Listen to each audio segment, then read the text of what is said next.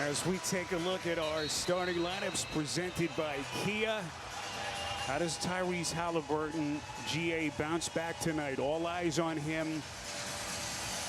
Guy who's been so brilliant in this postseason, just never looked like himself. 2 of 8 in that game. And you watch the tape, it really wasn't anything that Cleveland did differently from a tactical standpoint. What did you see in that game, and what is he thinking about as he takes the floor here tonight? I felt like he played the entire game on his heels. He just was not aggressive nor assertive. And it's a little more of a challenge for Tyrese Halliburton because he's not a guy who looks to score first. His game is really about the pass and about setting up his guys. But sometimes in these moments, you've got to do more to instill that confidence. Tonight could be one of those nights. Boy, the scene in this place is electric.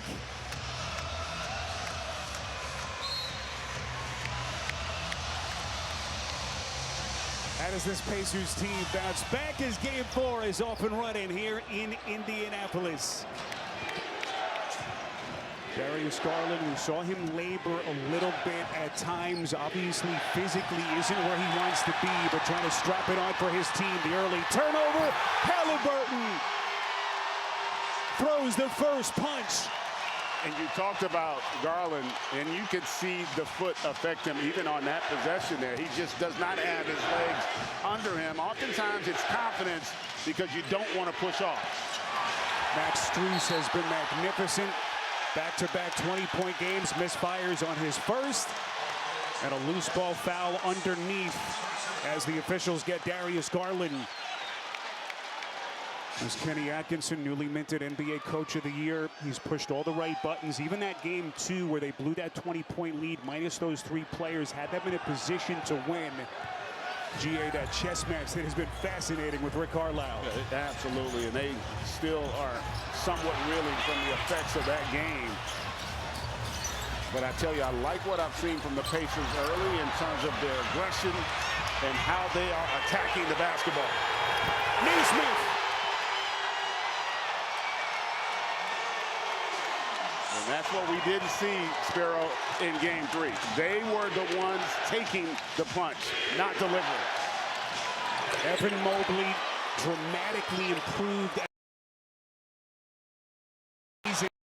This steal, Mitchell lays it up, and he's going to shoot free throws. Yeah, that's just a careless turnover by the Pacers after that triple. Donovan Mitchell, the beneficiary there. They didn't like the call, but I don't think he was outside of the restricted area. So Rick Carlisle pacing in front of that Indiana bench. First thing that Rick Carlisle said in our conversation with him before the game tonight, defensive rebounding, the most important aspect of this game for the Pacers. And it's going to be a challenge. And listen, it's been a challenge the entire series, really. It just really reared its ugly head in Game 3 more so. They gave up 18 offensive rebounds. And what that does is take away your ability to get out in transition. Teams are going to be much more efficient scoring on offensive rebounds, and that was the case for the Cavs. So that last graphic on Donovan Mitchell, back-to-back 40-point games, joins LeBron as the only Cavalier ever to do that in back-to-back postseason games. And this has been a dilemma right here. This 3-2 zone with Mobley at the head of it because of that right there, his ability to cover ground, but it doesn't affect Nembhard there on the triple. So Nembhard and Naismith, who both struggled in Game 3, each burying their first triple tonight. And another Cleveland turnover. Here comes Nembhard underneath. Siakam. Yeah, and this is the Pacers. This is their identity right now, showing itself. They're the first to hit. They're getting on the defensive glass, and they are playing faster, getting the ball up early in transition. Also, Garland off the ball a little bit now since that injury. Offensive rebound, Allen, the kick. Mobley, well short. Loose ball, Siakam, and Indy looking to push at every opportunity. Siakam, high post, Strus. Beautiful drop step, and it's all Pacers. A little bit of a shove after that between Siakam and Strus. The officials say that they're going to go to the replay monitor as they quickly try to diffuse things, but it is getting spicy here at the start. Seven straight for the Pacers. Siakam doing his thing on the low box on TNT. Back here at Indiana, you saw some play, physical play here before we went to break. They ruled it incidental contact, no additional calls. Guys, I spoke to Darius Garland earlier today, who told me that Donovan Mitchell put on his cape the last 3 games, and it's good to have reinforcements back in the lineup to help him out. But as we saw at times on Friday, Garland still looked hobbled, which led Coach Atkinson to say that Garland is taking one from the team. He missed 4 games, as you know, with a sprained toe. Garland told me that they fixed up his sneaker to prevent the toe from being able to bend, which doesn't allow him to get up on his toes, but does at times ease the pain. Garland won't make excuses as he plays through the swelling and pain, not to mention getting out back on the court, nearly 2 weeks of action missed. Mitchell saying that his backcourt mate out there fighting, gutting it out. He's got a lot of respect for him, guys, but we can see already that having him with Mobley and Hunter back out there makes life a lot easier for Donovan Mitchell. As Miles Turner misses at the elbow, they had hit 5 straight shots. Just having that ball handler to alleviate some of that pressure from Donovan Mitchell's shoulders, GA has already got so much of the scoring burden. And this is an example of it. You know, when you think about pressure defenses, they're going to get Siakam there for the foul. You know, you're pressuring to not allow them to run the offense. And so a lot of times, even though Donovan Mitchell has a great handle, he doesn't have a handle to orchestrate offense. He's got a handle for him to attack. When you get Garland back now, it gets him off the ball for several possessions, allows him to maybe be the beneficiary of some of the offense. Where Allen was beautifully set up by Strus, but he couldn't hit, so the Cavs have missed 5 of their first 6 shots. Just trying to navigate some of these early choppy waters as they play in a 7-point hole. Siakam on the wing, lobs it for Turner, low left. Turner working against Strus, the leaner, missed it, and then cleans it up. And that was made because Jared Allen went for the block shot, and it created an offensive rebound opportunity there as Turner was able to clean that up. 9 straight for the Pacers. They've hit 6 of their first 8. Garland setting the table beautifully for Allen. And once again, you see it right there, the playmaking ability that they lacked in the first 2 games. Yeah, him going for the block, he gives up that weak side defensive rebound position, and Turner just a heads-up play to follow up the miss. And you're right, those attacks there, again, it's to create an opportunity for a teammate. And those break down the defense at times will make you a little more hesitant, and then it also will put you in rotation.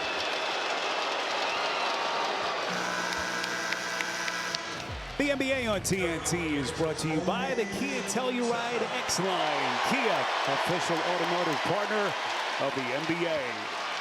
Big early call as Pascal Siakam picks up his 2nd personal, so he sits just past the 8-minute mark of the quarter. And Obi Toppin has been summoned early in this game by Rick Carlisle. Yeah, and they really haven't completely unleashed Siakam in this series yet. You saw against that zone and those runouts, he was able to get some deep post position as Halliburton unable to convert on the triple. So Halliburton, who took only 8 shots the other night, already has 2 attempts. Mitchell quickly to the box, turns and fades, missed it short. And Nembhard doing just enough with his defense. Boy, how good Nembhard has been at that end of the floor all season for Indiana. Miles Turner is going to reset Neesmith. Brad wanted a foul against Garland, which would have been his 2nd. Turner, Toppin coming backdoor. And so that's a simple play, but that's a wins the defense. He gets 2 on him. He makes a pass that creates an advantage for a teammate, and they end up with that weak side finish. And those are the plays we didn't see in game 1. He was not nearly as aggressive as he's come out here to start. First bench points of the night for the Pacers. They had 50 bench points in game 3, their most in any game this season. Bad pass, and the sloppiness from the Cavs continues Yeah, you see that double, and then just a great read by Toppin as soon as Turner caught it. When you catch it at that nail or at the elbow there, the free throw line, you know where your guys are going to be as an offensive player. Here comes Halliburton, goes left hand, a tap attempt by Miles Turner, and now the Cavs looking to push. Garland in the open floor, gliding to the rack. Underneath Allen, trying to wrap it to Mobley, and they cough it up again, their fourth turnover. Halliburton, a little bit too cute, trying to go no look. Mobley, basket hanging, and the officials are going to get Toppin on a reach-in. Tell you what, that was a heck of an effort by Toppin to get back and not give up the layup there off of the live ball turnover. Pacers right now, Spiro, their energy is higher, their activity. Look at this hustle back just to be able to get in position to not allow him to even get the shot off. Now you get to set your defense. Cavaliers, highest scoring team in the NBA postseason. They average 123, but trying to fight through some early offensive wars, and it is Strus dialing one up from deep. And how good has Strus been all series long, really? Didn't shoot a great game one, but he has been terrific since. Badly needed basket for the Cavs. Neesmith trying to fend off Garland, and they got a piece. Officials letting him play through some physicality. Here comes DeAndre Hunter. First run of the night, and the officials say last touch by Halliburton, who is screaming at Carlisle to challenge. Yeah, but I tell you what, if you're Rick Carlisle, you love the activity, and they are going to challenge that one. You can see Halliburton says he does not touch it.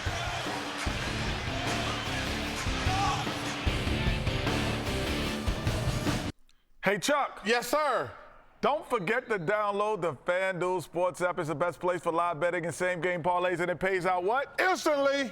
Who scores more points tonight? Halliburton, who had a tough night, or Donovan Mitchell? This is the easiest question in the history. Donovan Mitchell. Oh, that doesn't even count. Bye. I like when Kenny and Chuck go out on a limb. I tell you what, I might, just because it's Chuck, I might have to go with Tyrese here, as you see. By the way, a successful challenge here by Rick Carlisle. The call on the floor was Cleveland ball. They determined that it was last touched by the Cavs, and they have now 3 turnovers, GA, the last 4 trips. Yeah, 5 in the first quarter. Even DeAndre Hunter. Miles Turner lights the layup from deep. And again, that was an example we didn't see as much of.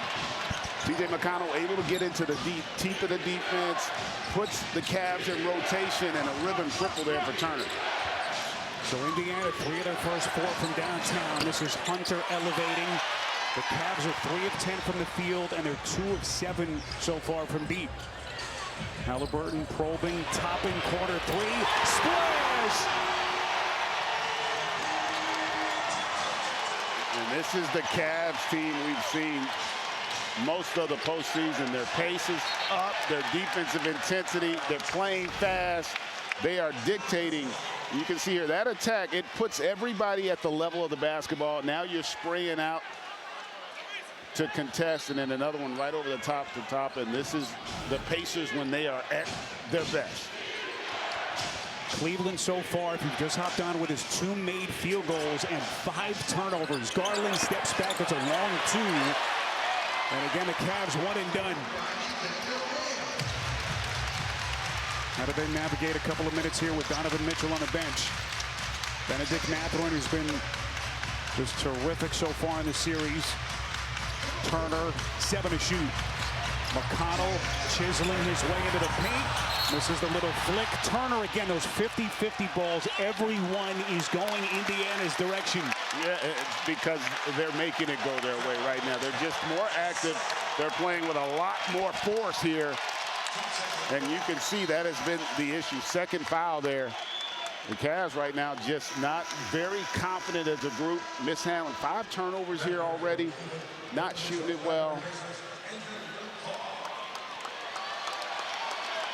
So Darius Garland sits, second personal. Donovan Mitchell back onto the floor after a very brief rest.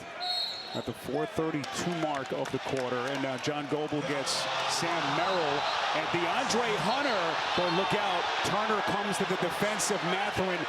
Well, you can see something brewing between those two the other night, and that has spilled in and over here to game 4. It is definitely getting chippy. And this is important to keep your head. We talk about the postseason being about who handles adversity best. And right now, you can see Cleveland just seeming to be a little bit more on edge here, Spiro. Bottom left of your picture, boy, you can see Hunter. Man. Boy, this is going to be an interesting decision by the officials. Yeah, I have seen players thrown out for less. And here's right there, right at the right of your picture. It's under review. No doubt the officials will go back and see that part of the play. Those two were hit with double technicals the other night. They were jawing at each other. This was early in the series, opening game, the hard collision, Mathurin stepping over Hunter. This was the other night, the quick double technicals, the jawing.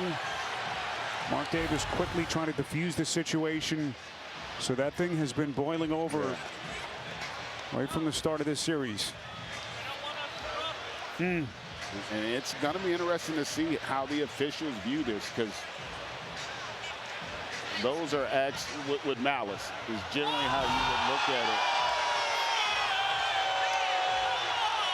Then you got Miles Turner coming over, the shove from the back, coming to the defense of his teammate. And you would expect that they're going to go, because you pointed it out, there was an initial fracas underneath the basket in that possession that led to Hunter retaliating. Rick Carlisle had to be held back by his assistants. He started jawing at the officials just now. Again, our crew tonight, John Goble, Kevin Scott, Curtis Blair. Brent Barnaky is our alternate, and in the replay center, Justin Van Dyne and Zach Zarba tonight.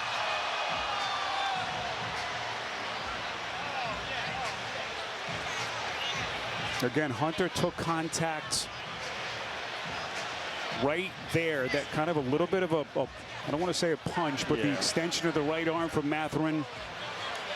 DeAndre Hunter's a pretty mild-mannered guy. For him to respond like that, you knew there's something had to happen. But even if something happens, if you're DeAndre Hunter, you can't respond like that. You can't escalate. You're too important to your team. This game, in a lot of ways, it's got to feel like a Game 7 for you. You can ill afford to go down 3-1 in this series, and you've got to keep control of your emotions. DeAndre Hunter acquired in the midseason deal right at the deadline for Karis LeVert and George Niang, a guy who has been so good for this team. Really took them to a different level. Wing defender, guy who could knock down the three at a high level. He's been a top-level performer in his NBA career. Now Cleveland and that coaching staff just hoping that they're going to have him for the rest of the night. And a terrific talent. He's a high-character guy, but this is just a scenario. Again, I understand wanting to have get back, but you've got to do it in the course of the game. You can't do something as blatant as that. That just puts your team at such a disadvantage if you are ultimately ejected. Obviously, the length of this delay and this replay, GA, lends you to think that we're going to have some serious officiating decisions here.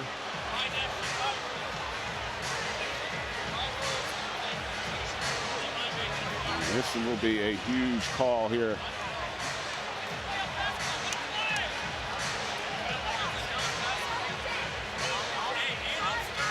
So they have seen enough from the video replay monitor.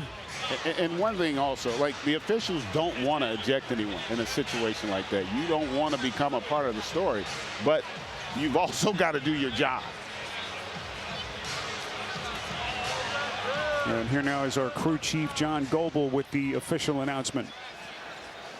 After the personal foul, there was a dead ball contact by Mathurin where he extends a close-handed fist into the sternum of Hunter. He's being assessed a flagrant foul penalty 2 for this act. Hunter is being assessed a technical foul for the push to Mathurin and a technical foul on Turner as well. Therefore, play will be resumed with Hunter shooting 2 free throws for a flagrant foul penalty due. It will be Cleveland basketball. So Benedict Mathurin, flagrant 2, is ejected, and technicals assessed to both DeAndre Hunter and Miles Turner. They're deeming that a punch, and this is retaliation. I will say, I'm shocked that they didn't eject Hunter, but what a huge break there for the Cleveland Cavs.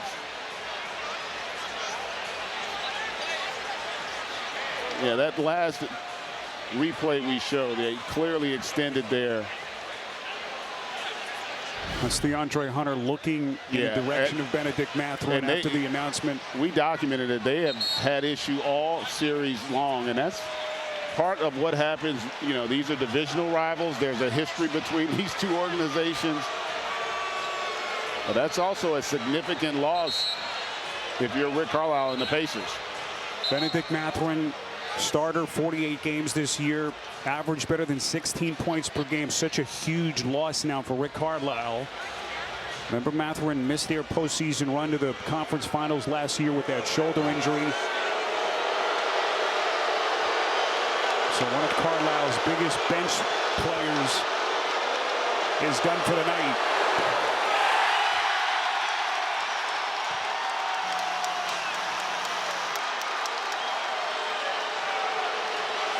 GA, always interesting to see psychologically how teams respond from something like this, especially on the playoff stage, as Cleveland desperately tries to get its offense on track. And the Pacers are in control here early, right? They've got the momentum. They've set the tone in terms of the way the game is being played. And to your point, let's see if this does swing how the game goes. And also, from an officiating standpoint, are you going to have a little quicker whistle now to de-escalate? Man, this place was already charged up. This crowd is especially on edge. Here comes Hunter. Stops on a dime, elevates, left it short. Ben Shepherd and Thomas Bryant have checked into the game for the first time for the Pacers. Reset Halliburton on the attack. Slithers to the cup.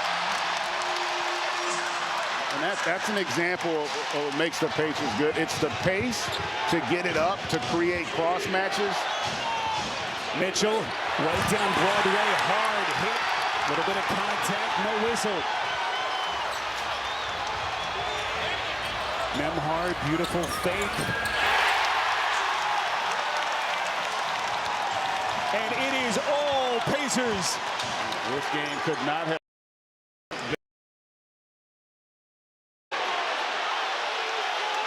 Officials are going to get Halliburton with the contact penalty situation, so that'll put DeAndre Hunter back at the line.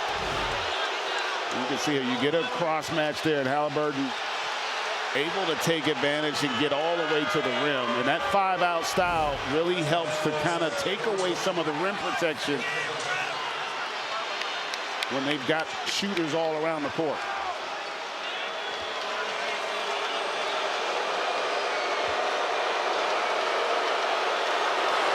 So DeAndre Hunter, the 85% free throw shooter, hits on the first. Don't miss a playoff moment with the NBA app. Get the latest scores, highlights, and behind-the-scenes access to all the drama. Download the NBA app today, powered by Microsoft. A rocky and raucous scene so far here in Indianapolis. Game 4, Pacers and the Cleveland Cavaliers, the #1 seed in the Eastern Conference. Bryant resets, gets it to Halliburton. Merrill chasing. Nembhard, 6 to shoot. Trying to turn the corner. Mobley, boy, that's what makes him so unique with his defense. But the officials are going to get Hunter on a loose ball foul underneath. And I was just about to say that was a great defensive possession from the Cavs. They were able to jump Halliburton to not allow him to advance it quickly. But then they get a foul there on the grab of Hunter. First personal against Hunter, and now they're going to get Merrill off the ball. And now penalty situation that puts the Cavs over the limit. And Tyrese Halliburton to the free throw line. And this is to be expected. Once you have an altercation like that, typically the officials are going to try to take a little more control to calm the emotions down, get back control of this game.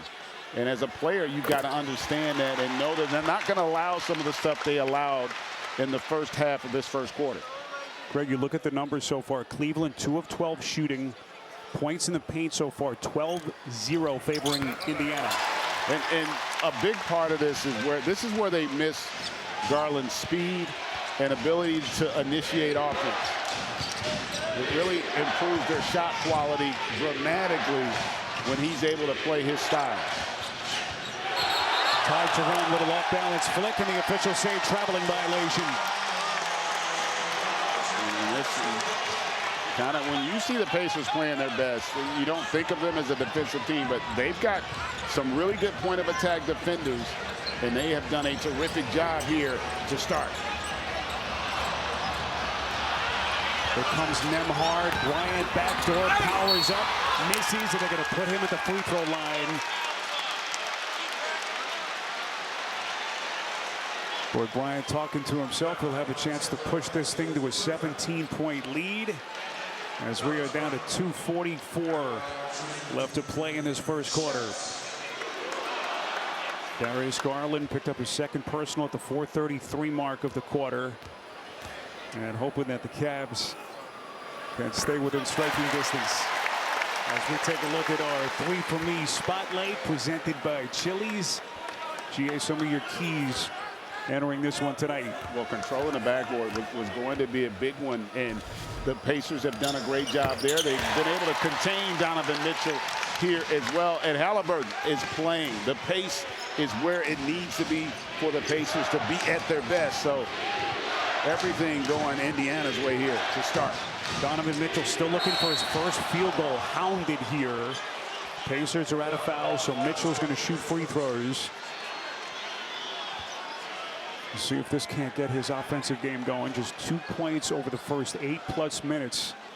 Greg, is it a tactical adjustment that you've seen from Indiana, or is it just a hustle thing in terms of how they have slowed Mitchell so far in this game? You know, I thought in game 3 they played on their heels, and it feels like tonight they're the ones doing the dictating, right? They're playing with far more force, a lot more energy. And that's a lot of times how the playoffs go. Like, it's the team that sets the tone with their style and their identity that tends to dictate. And that's what we've seen here in this first quarter. My goodness. It just seems I thought that was a typo there when I saw the number he had put up to this point.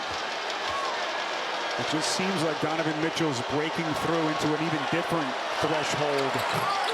He's been a star in this league for a long time as he misses on his second, but now doing it with the stakes even higher for a 1 seed in the East. Can he get his offensive game going? They've gone back to this 3-2 zone, but this time they put Mobley on the baseline. Thomas Bryant, and the Pacers are 5 of 6 from downtown. Sam Merrill in and out, rebound corralled by Toppin. Final 2 minutes of the quarter.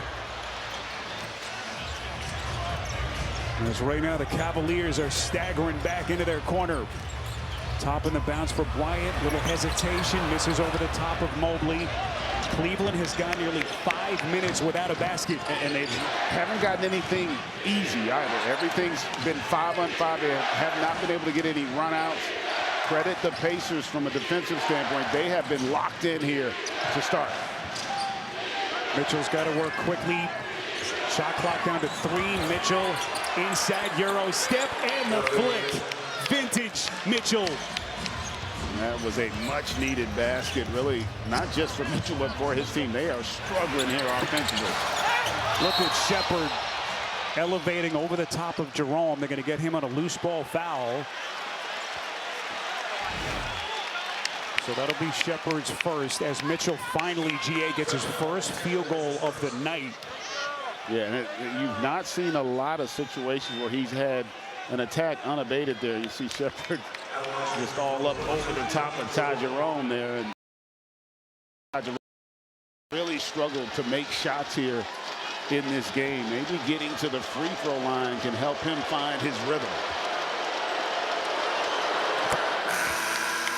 watch hit shows like Up and Adams with Kay Adams and Run It Back featuring Lou Williams, Chandler Parsons, and Michelle Beadle on FanDuel TV, free on all your favorite devices. Great to have you with us downtown Indianapolis. Spiro Venus, Greg Anthony, Jared Greenberg, our producer Aaron Banks, Brent Christan, our director, and the rest of our magnificent TNT crew. Indiana Pacers taking the first 2 games of this series on the road in Cleveland. Cavaliers finally answering the bell. Took game 3 in dominant fashion. But right now, it is all Pacers. Here comes Toppin right down Broadway. Yeah, this defense, the 3-2, not nearly almost a turnover there. As Mitchell's trying to advance it, but this 3-2 now feels like the Pacers a little more comfortable with the attack. It's that pick and roll at the top. And the whole key is you've got to get into the interior of that defense. Terrific find there by Nembhard for the deuce. Final 56 seconds of the quarter. Evan Mobley, just 1 field goal so far. Indiana out of fouls. Strus fires and hits. So what, Max Strus continues to play great basketball on both sides of the floor for the Cavs. Second 3 of the quarter for Strus. He's got a half dozen. Topping from deep. See if Cleveland tries to go 2 for 1, but they're going to get more free throws. Officials are going to get Bryant from the back, so Hunter back to the line. And Spiro, finishing quarters so important, right? Complete control have the Pacers been. 17-point lead at one point, and now you're allowing the Cavs to just slowly but surely find their rhythm here. It's an unforced error there with the foul. So Cleveland, GA, with 10 of their 21 points at the free throw line. So they're not shooting it well from the field, but to your point, they're getting to the stripe. And suddenly this thing is down to 13 points as Dean Wade checks in for Ty Jerome. Defense for offense substitution, and it was correction. It was a 19-point lead. And this is the way you get back into it, right? It's typically the Cavs, a team that can dominate the offensive glass. 31 second chance points in game 3. None here tonight, but you can offset that as they are now by just kind of getting to the free throw line, slowly but surely getting back in the game, getting an opportunity to set your defense. Huge free throw discrepancy. Benedict Mathurin ejected as Shepard catch and shoot connects. And the Pacers are now 6 of 9 from deep. This feels like game 1 all over again, the way they are clicking offensively. Donovan Mitchell against Nembhard, the sensational defender. Errant pass for Strus. Yeah, that was not a good decision by Donovan Mitchell. That was a home run play there. Strus was running away from the basket. Halliburton gets off a clean look as that's going to get us to the end of the quarter here in Indianapolis. A lively scene as the Pacers have thrown the first punch. The 2025 NBA playoffs are presented by Google. We wondered how the Indiana Pacers would respond after what was a disheartening game 3. They have been scrappy and intense as they have dictated the pace so far here tonight. Yeah, and literally they've been throwing the first punch as well tonight and setting the tone. As Benedict Mathurin assessed the flagrant 2, ejected. DeAndre Hunter, Miles Turner assessed technicals. But that hot 3-point shooting has been one of the headlines. Seconds ago, Jared with Jared Allen. Jared, after an intense first quarter, what's it going to take to really unlock the team's offense? I think we just need to settle into the game, stop doing unforced turnovers, and we're going to knock down shots eventually. Your team has dominated the boards through the first 3 games of this series. It's been a role reversal in this game. What needs to change? Just being more aggressive on the boards, trying to box out our guys, and just getting the ball at the end of the day. Appreciate your time. Thanks so much. Thank you. Guys. All right, Jared, Toppin misses at one end, but then Mitchell on a long 2. So Donovan Mitchell now GA's one of his first 6.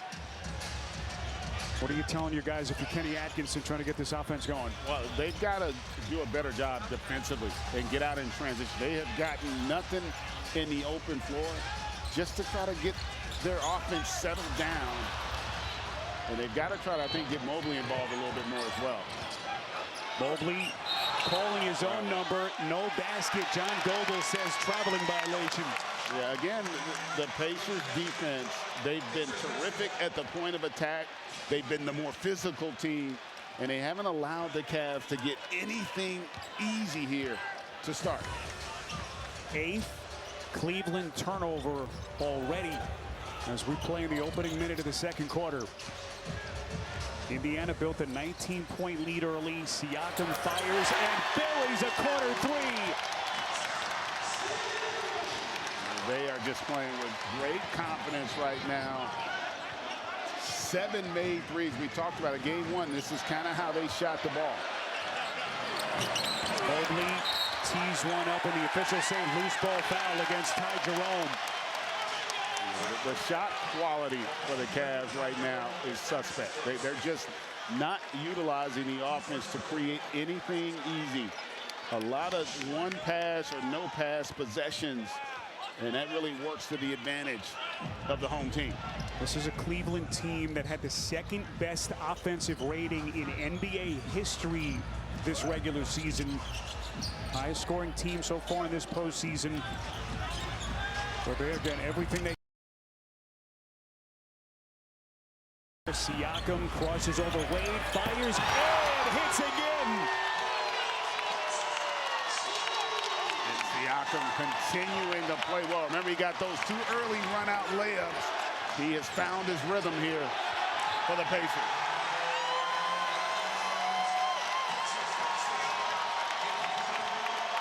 So this thing quickly getting away from the Cavs. Their 9th turnover. And Siakam more than comfortable at being a guy that you run your offense through. And then again, defensively, the Pacers right now, they've got the Cavs rattled.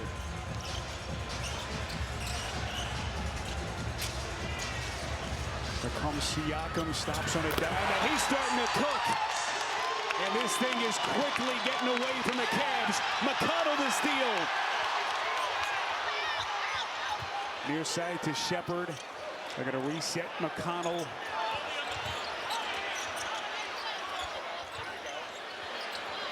Still got plenty of time to shoot. Siakam to top him. They are toying with Cleveland. They are just doing such a good job of attacking the mismatch in the paint.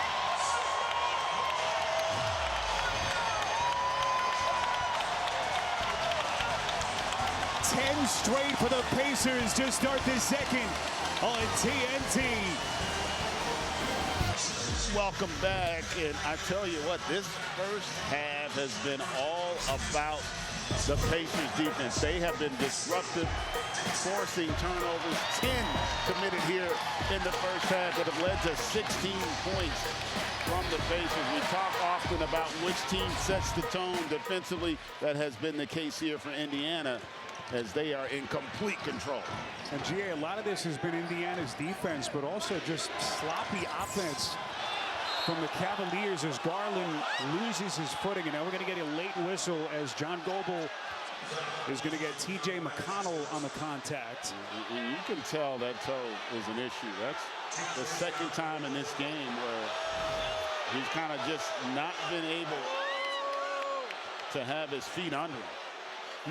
Was a tough call against McConnell. Yeah, I didn't think there was a lot on that. But yeah, definitely, that's really the funny thing about this game is the Pacers have come out. They played with way more force. They've got the Cavs on their heels. They're very unsure of what they want to do offensively. And on top of that, their best player, Donovan Mitchell, has struggled mightily, as you see Darius Garland trying to find a way to contribute. So an off-ball foul against Ben Shepard that puts Donovan Mitchell at the line for one, and now possession for the Cavs. Their first point of this second quarter. Now the good news for the Cavs is there's 9 minutes and 12 seconds to go in the second quarter. So there's a ton of time to get back in this game. Max Strus squares up and fires. Garland trying to tap it out. Loose ball tracked down by Mitchell. As we hit the 9-minute mark in the second quarter, Garland against McConnell. Contact, and they're going to get TJ McConnell on the baseline. That'll be his second. Again, the Cavs were the #1 scoring team in the NBA this season at nearly 122 points per game. Just incredible offensive firepower as Darius Garland will step to the free throw line for 2. And those offensive numbers not indicative of the team that Kenny Atkinson put out there this year. It's not, but we've also got to give the Pacers a lot of credit. If you, again, you go back to the first of this year, offensively, wins, defensively, they're a much improved team. They were 4th in the league in wins since the first of the year. Defensively, they've taken a major step as a group, and we've seen it throughout this series here. Obi Toppin back to Shepherd. Reset Siakam. 2 to shoot. Elevates. Well short.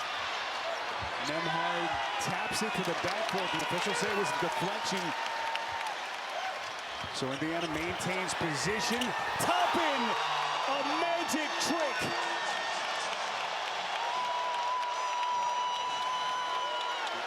And how about that acrobatic finish from Toppin? And again, it was an offensive rebound. And they're going to count the basket there for Mitchell. John Goebel will give Mitchell the continuation. Is that a la Dr. J a little bit there? The up and under. Maybe not as graceful, but every bit as impactful there for the young man. That was a terrific play off a second chance opportunity for the Pacers. So Toppin will sit. I think he'll appreciate that comparison. What an injection of energy he gave Rick Carlisle's team so far in this first half. Ben Shepherd, by the way, was just hit with his 3rd personal. And GA, as you just said, the only thing going for Cleveland right now is how much time there is left in this game. As Mitchell cuts it now down to 21 points as we hit the 8-minute mark left in the half. They've gone back. This time now, they're still in that 3-2, but they've been mixing it up a little bit. 3-pointer from Shepherd won't go. Loose ball clear by Strus. Strus will pull well short. And the Cavs are 3 of 12 from deep. McConnell! And that is sent into the seats by Mitchell.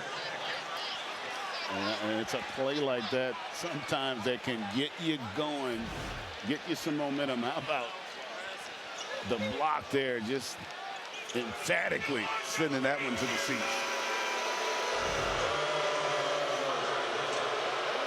Well, DeAndre Hunter has become public enemy #1 here in Indy. Had that early altercation, which led to the ejection of Benedict Mathurin. As he is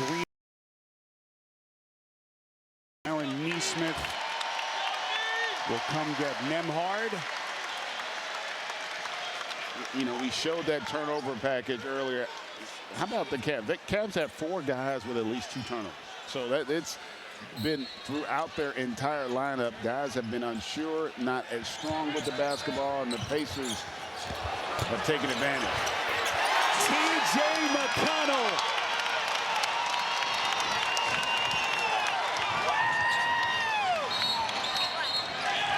And the officials say offensive foul against the Cavs. And that possession there is indicative of what we've seen in this first half. Turner gave a hard show on that pick and roll, and Garland picked the ball up immediately. Watch this show. You've got to keep that dribble longer if you're Darius Garland and attack that big, and you can tell he's just not as confident. And T.J. McConnell letting them know this Pacers team has been after it on the defensive side of the ball. So the illegal screen against Mobley, his first personal. And boy, all the ways that T.J. McConnell impacts the game off the bench. Shot clock at 6 as Siakam is bumped on the perimeter. Let's check in with Jared. Well, I talked to T.J. McConnell before the game about that 3-2 zone that he admitted bothered the Pacers in Game 3 of this series. But he said, listen, we've played against enough zone all year. It was mostly about the length of the Cavs that they had to get adjusted to and find different ways to attack. And he said, my job tonight is to get into the paint, create, and be a problem. We just saw that in that prior possession. Any 3-2 zone, GA, that's got Evan Mobley at the top. There's a challenge for an offense to deal with. Look at McConnell. He is picking them apart in his opening half. And one of the other things that's happening is it's hard to play zone when you're not scoring or winning on the offensive glass.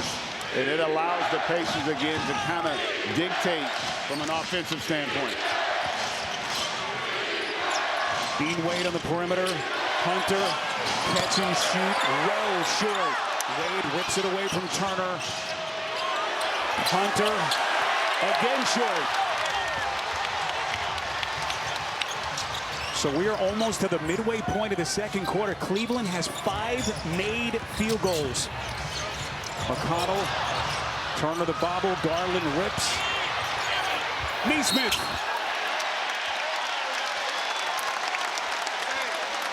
Again, they're just winning all the 50-50 balls. They're just more active. Look at the breakdown defensively here. And again, no baseline protection, no rim protection when you've got Allen lifted there defensively. Where you just look at some of these numbers. Pacers shooting 57%.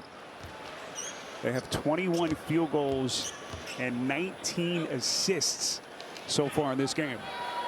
As Aaron Neesmith builds on their lead. The NBA on TNT is brought to you by Hyundai Customer Assurance, putting people first when affordability matters most. You talk about those numbers. They're also plus 20 points in the paint. They have really dominated this game.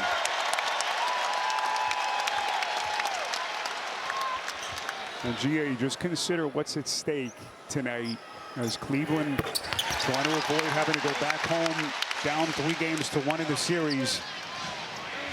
Still so much time left, but hard to imagine a worse and more nightmare start to Game 4 for the Cavs. And the other issue is that the Cavs don't look like they're a very confident team right now. Darius Garland, big shot for Cleveland. Only their 4th 3 in 14 attempts.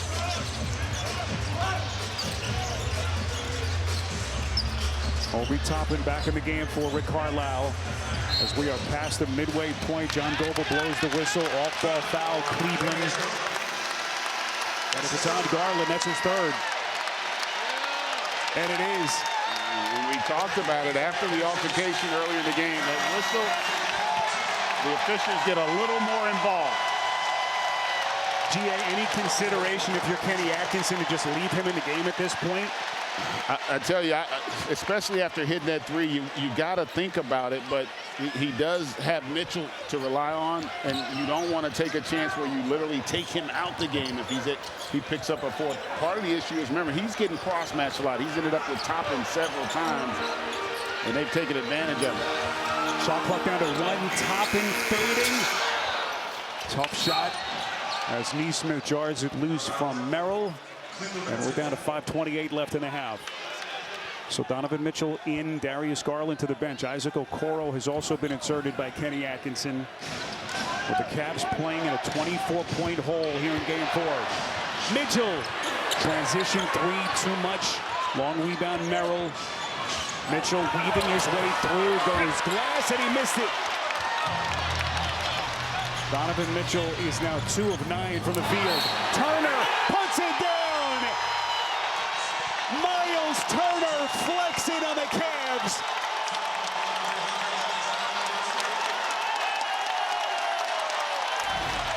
And this is when you see Halliburton at his best. When they get the ball up the court, you see how they create the confusion.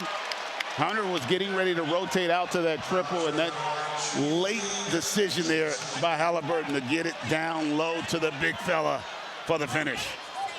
An Indiana Pacers team that won 47 games last year. They had that memorable surprise run to the conference finals.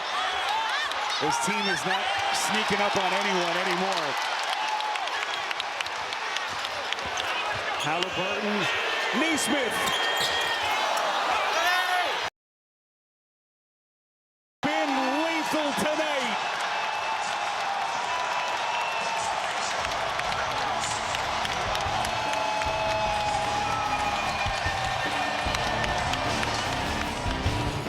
And it's time for Play Your Own Way, presented by PayPal. Tyrese Halliburton is one of those guys that controls a game with his passing. He creates advantages for his team to either catch and shoot or to attack a rotating defense, and he has been terrific here tonight. The patience, the rhythm, the ball movement has been on display. He's got 4 assists, but his team's got 20 on 23 made field goals. He's been much more aggressive, but in fairness, it's all been set up by their defense. They have come out and dictated and just dominated this Cavs offense. Darius Garland still on the Cavs bench, picked up his 3rd personal. So now Donovan Mitchell with even more on his plate in terms of the scoring burden. Shot clock at 5. This is Okoro getting some first half run, working against Nesmith, reaches around with the scoop, and he missed. That's the defense that has put Nesmith right in the center of Rick Carlisle's rotations. There's Turner on the box, taking a little bump, and a rebound by Mobley. Evan Mobley, just not much of a role. He's only taken 3 shots, GA, at this end of the floor for Cleveland. Yeah, they've not been patient offensively, the Cavs, to really get a look at all of their options. And they're going to say that is off of the Pacers there. Yeah, I just feel like right now the Cavs are not patient enough. And the Pacers can sense it. They've kind of revved up the intensity defensively here. They've been far more physical as well. Just crazy to think the Cavs, with 4 minutes left in the half, have 6 made baskets so far. And the officials get Okoro on an illegal pick.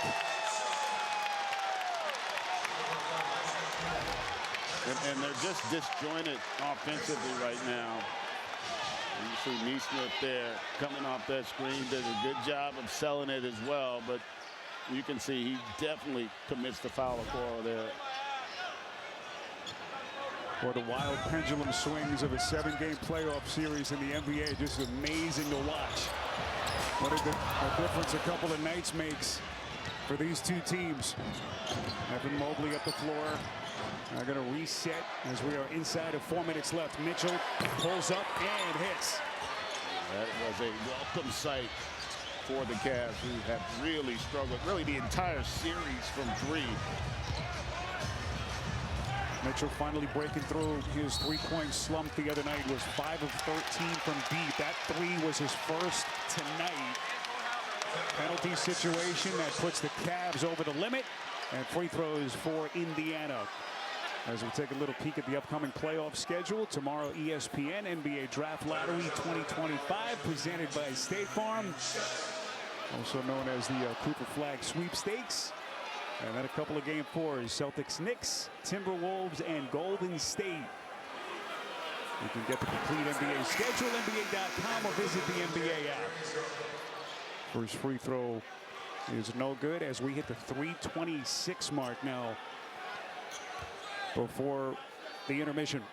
Darius Garland, GA, reinserted by Kenny Atkinson here as he's going to play with 3 personals.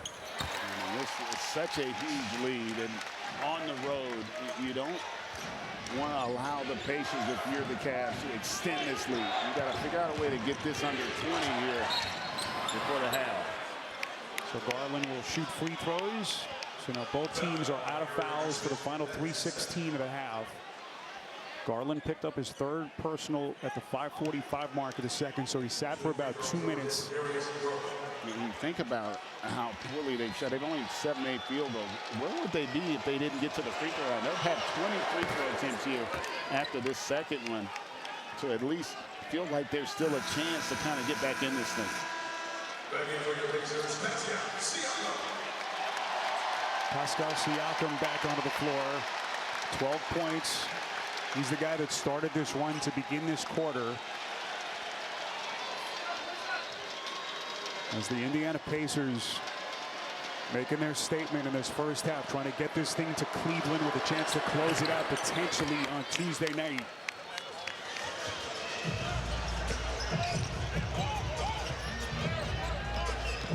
Andrew Nembhard working against Mitchell. Reset. Turner underneath, too easy. That was a great job by Nembhard. Just being patient, allowing Turner to get that position on the block there for the deuce. Greg, it seemed like Carlisle challenged both of his big guys, Siakam and Turner, to be better, and they certainly have been so far tonight. And another unforced turnover for Cleveland. And Strus is upset, and you see how he just hesitates and allows him to establish position there, and then a perfect feed before the help could come. And then that last turnover is indicative of the Cavs. Even if Jared Allen catches it there, it's not an advantage for him. You're putting him in a bad situation. So the Cavs continue to not make good decisions with the basketball in the half court. Siakam in the corner, Neesmith, 3 to shoot, veering right, off balance. And they got it all working here in Indy.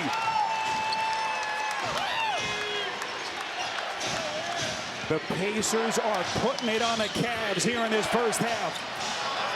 Garland, corner pocket 3, well short. And Cleveland is 5 of 17 from distance. As we hit the final 2 minutes before halftime.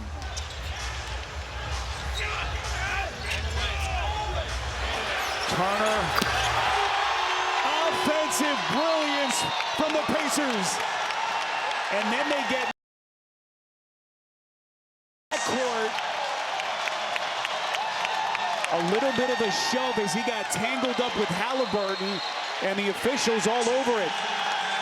And now a technical assist to Strus.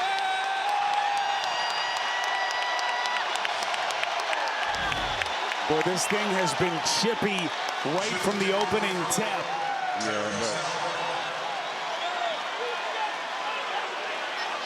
Halliburton, a little bit of an embellish. Yeah, he got away with one there. But listen, that's kind of indicative of how this game has gone. The Cavs have not emotionally been able to kind of level themselves. They have been frazzled all game. And again, credit the Pacers. They have dictated style, tempo, the level of physicality.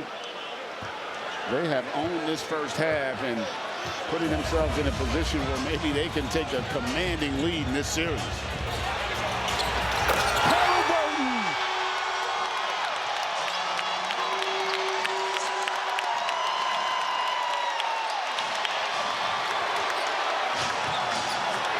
Mitchell changed his mind, little give and go action.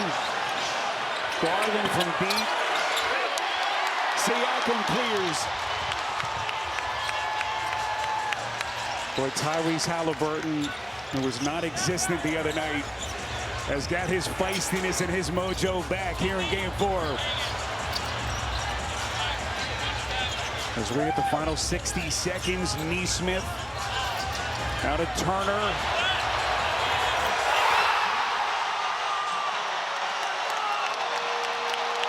Boy, if this was a boxing match, they'd stop it right now.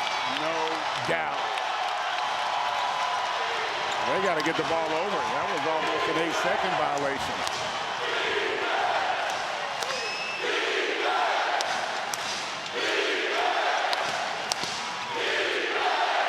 Mitchell rises from deep, and they just can't hit. It's a 15-2 Pacers run, and they smell blood in the water. Turner! It has been an offensive clinic by Indiana. How incredible are these Pacers? And their fans are being treated to one of the best halves we've seen them have in the postseason. Darius Garland all the way to the basket. Final 3 seconds of the half. Neesmith gets a clean look up, and he hits it. Why not? The Indiana Pacers put up an 80 spot on the Cavs in this first half.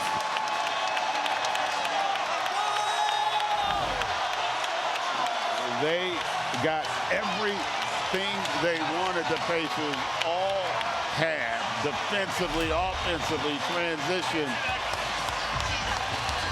Indiana hits its final 7 shots to close the half. in just an unbelievable offensive display. Second round coverage on TNT presented by Wingstop.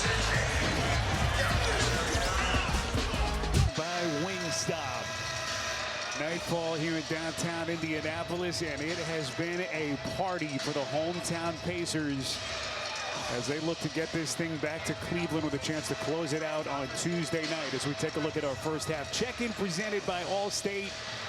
Fewest made field goals in a half this season for the Cleveland Cavaliers, the #1 scoring team in the NBA this season, and their lowest scoring half in any game this season. And Donovan Mitchell not starting this half either. I will also tell you, how about all 5 starters for the Cavs with at least 2 turnovers? And Greg, I don't see Donovan Mitchell on that Cleveland bench. So Jared Greenberg is on the case. And as if this night couldn't get any worse for the Cavaliers. Greg, it's just crazy to say. It just didn't seem like the Cavs were ready to play tonight. It's a great call. It is uncharacteristic because we've seen them all season long. But, you know, you would think you're down 2-1 on the road. You've got to have a Game 7 mindset. And they just came out a little tentative, a little unsure. I think the Pacers sensed it. And, boy, they put their foot on their throats here in that first half. Cleveland watched Indiana in the second quarter shoot it at an 80% clip, and they picked up where they left off. Siakam +1. This is, you know, you've seen guys get into that proverbial zone. This is one of those games where the entire team's in the zone. I mean, everybody who is playing for the Pacers has been productive, aggressive, and locked in. I guess the only question is, what was more impressive, Indiana's offense or defense in that first half? They just completely took away everything what Cleveland wanted to do. And I think that's what's changed about this group since the first of the year is, you know, they've had this offense the last couple years, and they did get to a conference final a season ago, but it's the improvement on the defense that has changed for me. We're still awaiting official word from the Cavs on Donovan Mitchell's status as Max Strus hits a corner 3. Only their 6th triple tonight. They're 6 of 21 as a team. And I will say, listen, I haven't seen a lot of 39-point comebacks. But if you're the Cavs, this second half is critical if you want to have any chance of getting back in this series. Whistle blown off the ball by Kevin Scott. Looks like. I think they're going to get it's on Miles Turner. Yeah, an offensive foul there. Now that errant left elbow, the flail of the arm, and now the officials are going to take a look at the replay to determine if there should be anything extra potentially on this call against Turner. Trigger on the floor is a possible flagrant foul. We have already had an ejection. Benedict Mathurin assessed the flagrant foul 2 in the first half. Ejected after an altercation with DeAndre Hunter. And so this busy officiating crew led by John Goble goes back to the replay monitor. Both guys kind of doing what they're supposed to there. You see Turner trying to establish that low block. Yeah, I don't think there's anything there. Because he didn't, that was a basketball move. He's just reaching back to feel where the defender is. He didn't swing his arm with any force, so I would assume that's just after a review, regular foul. the contact by Turner does not rise to the level of flagrant foul. Therefore, the on-court ruling stands, common foul. All right, John Goble and his crew all over it. So nothing extra deemed by the officials, and just a common foul against Miles Turner.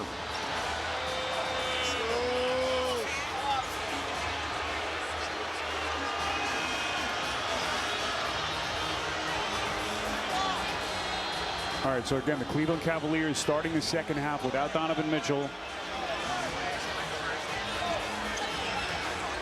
And right now in a 41-point hole, 90 seconds into the second half. And look at the discrepancy in the shooting numbers so far here in game 4. Just staggering. Todd Jerome left wide open. Maybe the first defensive breakdown tonight for Indiana. It's one of the few uncontested shots we've seen. But again, defensively there, that's unacceptable. You cannot give up that kind of a play after a made basket. Can Evan Mobley start to put his imprint on this game? Strus elevates from deep. And it's tracked down to the corner by Siakam. Here comes Siakam all the way to the rack. And it's just the pace. Look at how they're running the floor. They're just playing at a different speed than the Cavs. Evan Mobley having to work awfully hard. Offensive rebound. They get it to Jerome from deep, and he hits. Strus and Siakam hit the deck as Jerome now has 7. Todd Jerome playing in Donovan Mitchell's spot to begin the second half as the officials are going to get Allen on a reach-in. And you can see there a little bit of a miscommunication and then just a lack of rotation there. And again, the pace just puts relentless pressure on you from a transition standpoint. You have got to be alert and active defensively.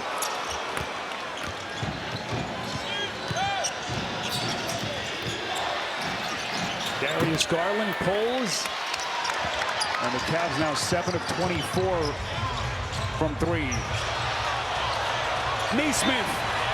Yes.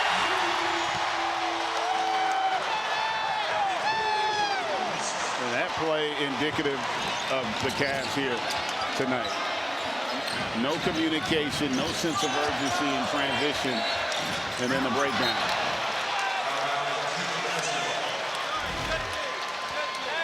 You see how they're just, you can't lose the guy that was the hottest player in that first half, Miles Turner, and then the late rotation. Right now, mentally, the Cavs just not engaged. Shot clock at 4. Garland has to work quickly. Underneath, boy, pretty left-handed scoop as he worked against Turner underneath. So Garland into double digits with 11 as we play early stages, third quarter here in Indianapolis. Here comes Halliburton, beautifully setting up Turner. And Miles Turner is going to take his second and third free throws of the night. And what has been an 18.6 rebound night for Miles Turner. As we take a look at our FanDuel Live point spread for tonight's game. Oh, this will be interesting. Just an astounding turnaround in this series after what we saw here in game 3 to tonight. Well, I will tell you, Spiro, I go back to game 2 because the Pacers are a good enough team to have a night like this, as are the Cavs. You know, we talked about it. They're both explosive offenses. But it's the 50-50 games in series. A lot of times they cost you. To blow a game like that, all of a sudden now we're going back to Cleveland 2-2. But because you lose that game, now your season's on the line as they're going to get a defensive foul there against Naismith. So that'll be the third against Naismith.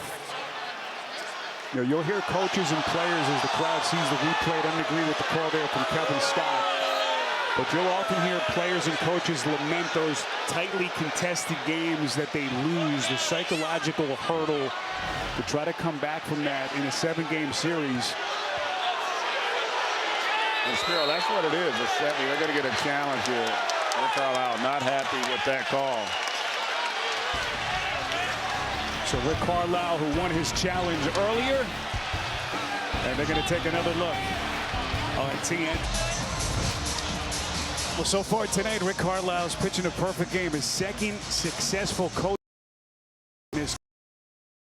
Call was on Neesmith trying to fight through the Strus pick. They have reversed the call, and Darius Garland is whistled for that flail of the left elbow, GA. That's his 4th personal. Yeah, clearly there's contact above the neck there, so good reversal, good challenge there by the Pacers. Meanwhile, the other developing story here is still no sign of Donovan Mitchell in the second half. He's still back in the Cleveland locker room. The Cavaliers have not told us anything. We don't know if it's injury related. We don't know what the deal is with Mitchell. As Andrew Nembhard misfires, and that adds even more intrigue to this game. As this series will head to Cleveland for Game 5 on Tuesday night in a potential closeout situation for the Pacers. That's Strus coming back door. Nice setup that time by Garland. That is perplexing. And again, right now, this game not in doubt.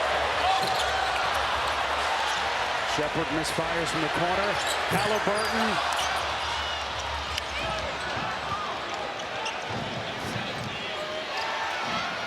Evan Mobley finds a spot. And Mobley cans his second 3 of the night.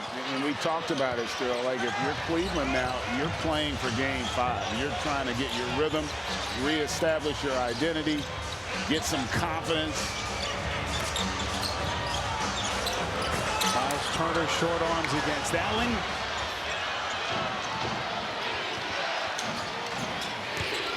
Mobley low left. Oh. Rebounds, and he's going to shoot free throws.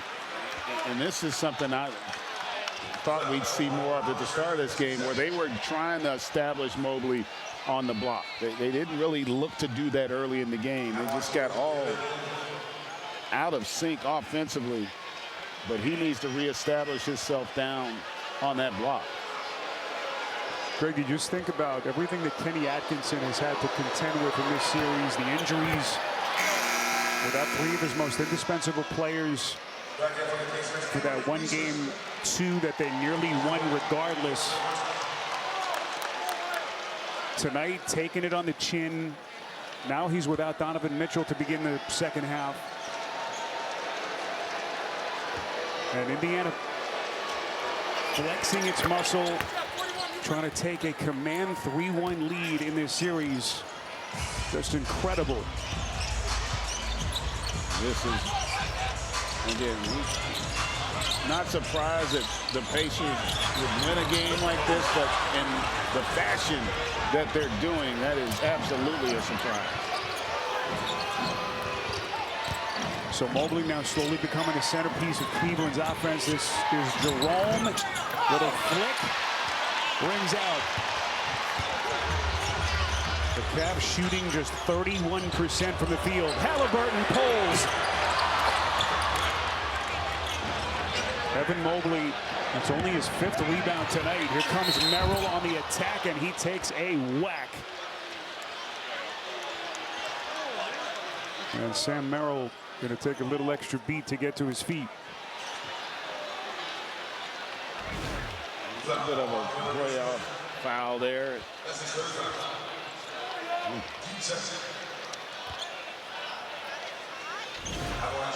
Sam Merrill, 3rd year with the Cavs.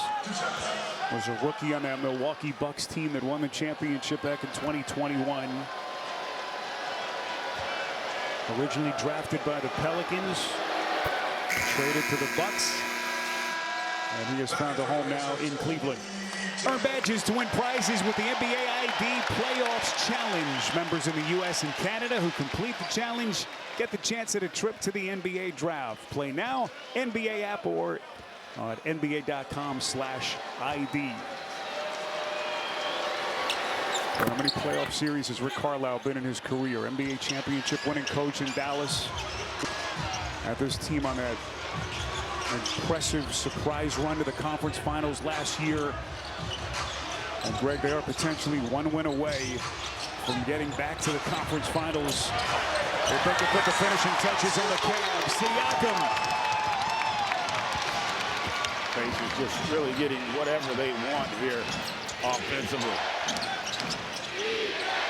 That ends a 9-0 Cleveland run. Mobley Forceful flush. But the Cavs look up, they're still in a 34-point hole. Siakam's going to reset to Halliburton. Into the corner, Neesmith.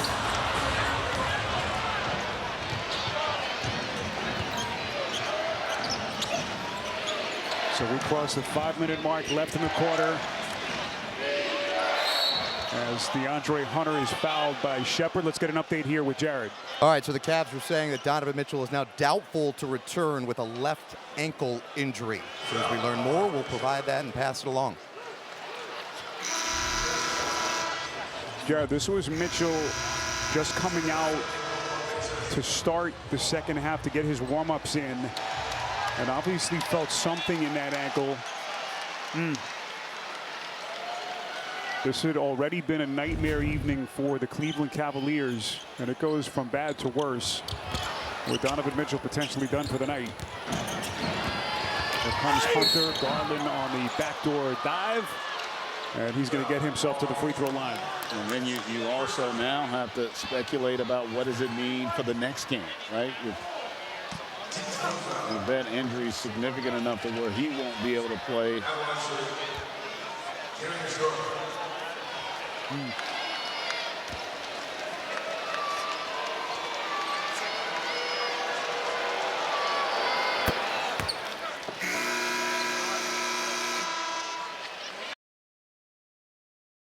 Upcoming national playoff schedule. ESPN tomorrow will have the NBA Draft Lottery presented by State Farm, and then 2 Game 4s, Boston Knicks and the Timberwolves and Golden State. Yeah, earlier today we watched Oklahoma City, the 1 seed in the West, really in a gut check situation, win in Denver. Cleveland entered tonight really in the same exact spot. And my goodness, how different this result has been. In that game, similar, like it wasn't that OKC played this amazing game, but they matched the force, they matched the intensity of Denver in that game. And so they were going to give themselves an opportunity, and that's what you want from a championship caliber team. It's without question disappointing to see Cleveland come out and play the way they did in that first half.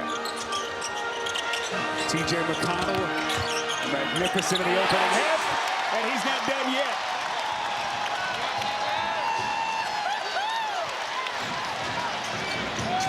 McConnell's got 6 points and 5 assists. Here comes Garland trying to pick up some of the scoring slack now without Mitchell. And Garland's got 15 for the Cavs. We talked about both teams, a lot of depth, but it's been the Pacers bench. Papa misses there, Siakam there to clear it up. Their bench has been the more impactful one in this series.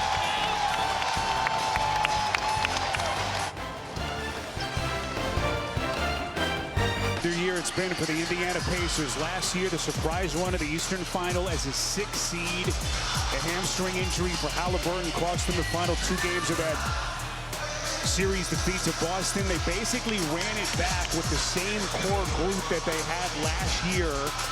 The offseason extensions, and remember they got off to that really poor start this year, 10-15, but since January the 1st, GA, the 4th best record in the NBA this season, and there is the architect, Kevin Pritchard, the man who has put this roster together.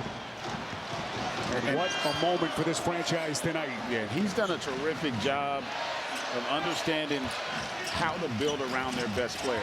That's the key. I mean, they've got great personnel to complement Tyrese Halliburton. Their styles, Rick Carlisle has implemented. They are a difficult team to guard, and then credit them for the improvement defensively. Toppin taking a bump underneath.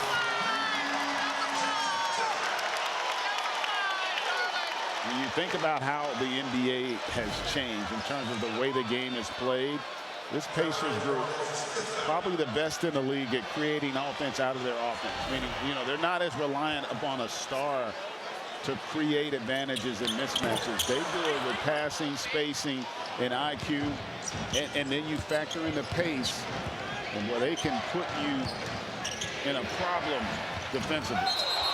Hunter's going to be called for a travel. I remember we were talking before the postseason started, and even after what this team did last year, the Pacers, you felt like Indiana was the most underrated team in the league, even this season. Yeah, and again, it's because you know, a lot of times when you look at teams, you always look at the best players.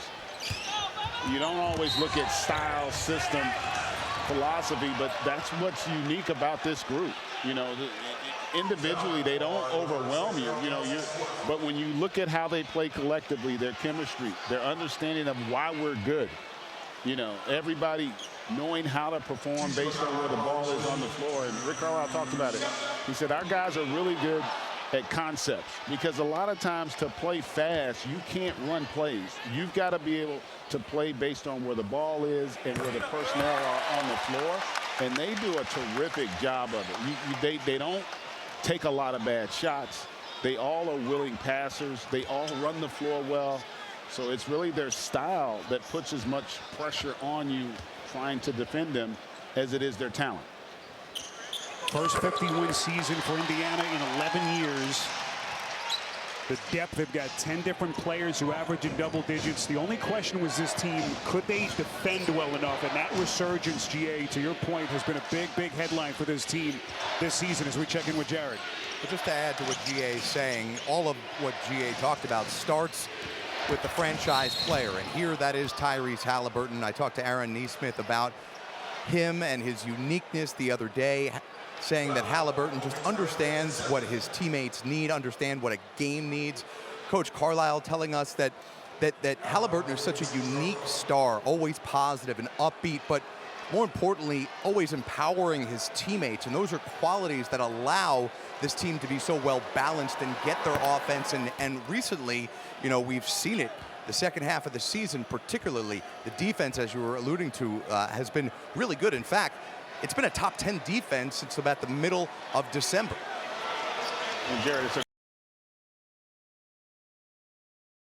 has always been pretty good. It's obviously improving as their young players also develop, but it's their ability to get better defensively and the willingness there that has really elevated them to an elite level.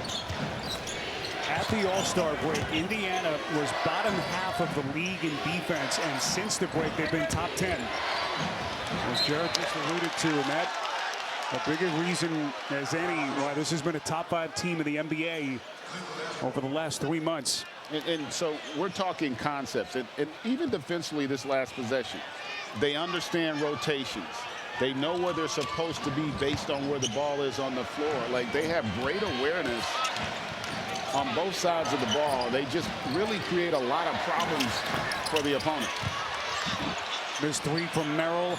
Wade got the offensive rebound, gets a shot. And it just has not been Cleveland's night. 8 of 27 from downtown. As we come up on the final 2 minutes of the quarter. Toppin. And Greg, the relentlessness with which Indiana is playing just will not cease. You know, we see teams build big leads and blow them all the time. They have not taken their foot off the pedal at any point. And I think that's a great point you make, Spiro. You know, they're not playing the score. They're playing the game. And that's really important, because you don't, as we talked about with Cleveland, right? This second half is important. They're trying to get their rhythm and get ready for Game 5. And if you're the Pacers, you don't want to give them any confidence. You don't want to allow them to feel good about themselves. And that's why they stay relentless in their attack. It has been an impressive performance for Rick Carlisle and his group.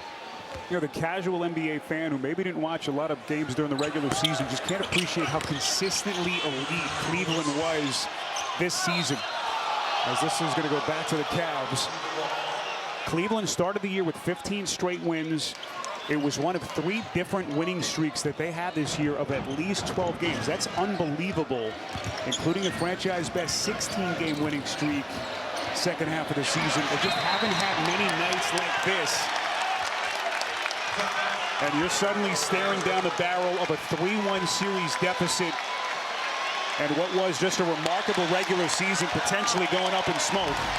Yeah, and they have really dominated all phases. Shepard there, great defense. forcing that turnover and then the foul to boot.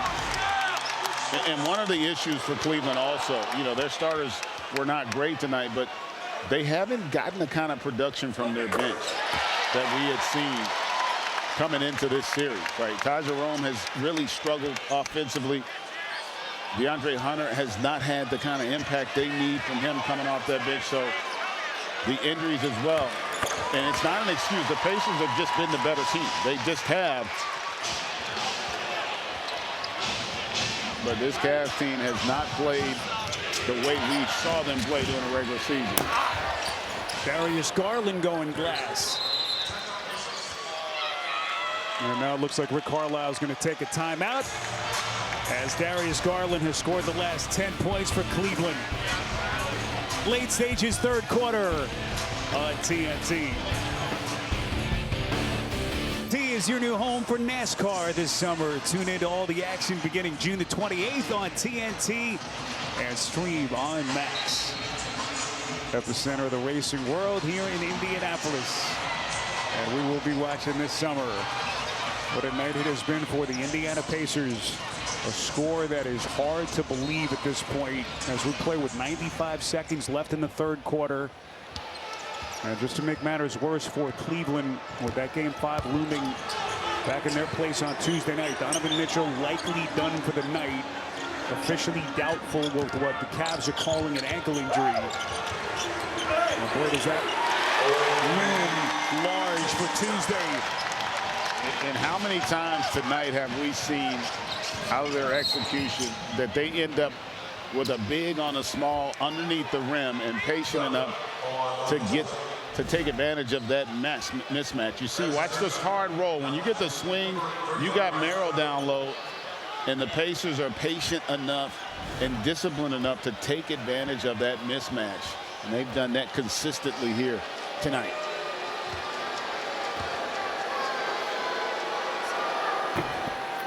Isaac Okoro rims in the first.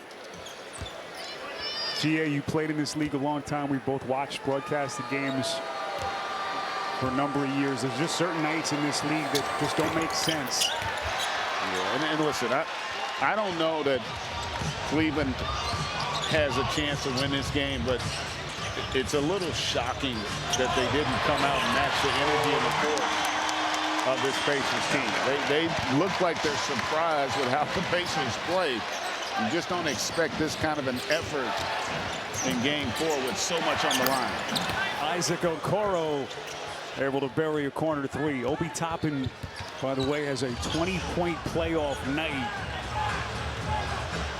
And what has been a thrashing by the Pacers here in game 4.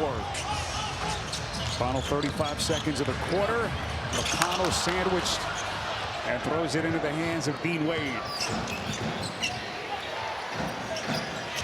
Can Cleveland put just any kind of run together over the final fourth quarter as Wade buries a 3, just to build something potentially for Tuesday night in what has been a nightmare night for them here in Indy? And can they psychologically recover? Because a lot of times in a series when it goes 3-1, it is really easy to give in mentally.